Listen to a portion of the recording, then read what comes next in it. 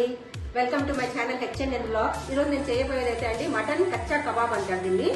దీంట్లో ఏం లేదండి, మటన్ ని సన్నగా థిన్ లేయర్స్ గా కట్ చేసుకుని పెట్టుకోవాలా. దీనికి కావాల్సిన ఇంగ్రీడియంట్స్ వచ్చి అల్లం వెల్లుల్లి పేస్ట్, పసుపు, ధనియాల పొడి, కారము, కొంచెం పెప్పర్ పౌడర్, ఉప్పు అండి, తగినంత ఉప్పు.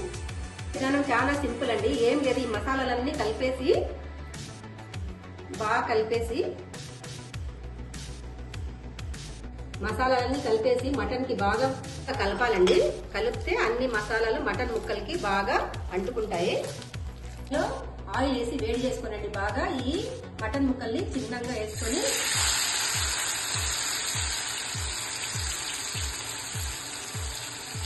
సిమ్ లో ఒక మూత పెట్టి పెట్టేసేయాలండి.